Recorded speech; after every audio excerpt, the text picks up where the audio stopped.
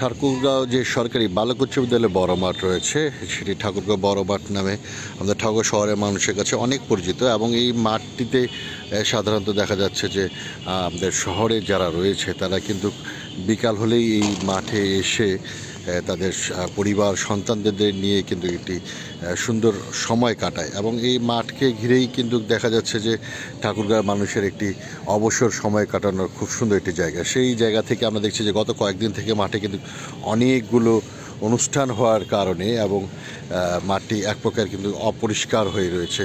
অপরিষ্কারের থেকেও বড় বিষয়, এখানে এক প্রকার কিন্তু মরণ ফাঁদের মতন বা দুর্ঘটনা ফাঁদের মতন তৈরি হচ্ছে। যেহেতু ছোটো বাচ্চারা এই মাঠে প্রতিদিন খেলাধুলা করে, সেইখান থেকে আমরা দেখছি যে মাঠের কিন্তু যে স্টেজগুলো বা প্যান্ডেলগুলো তৈরি করা হয়েছে, সেগুলোতে যে খাল খোঁড়া হয় সেই খালগুলো কিন্তু এইভাবেই খুঁড়ে রাখা হয়েছে।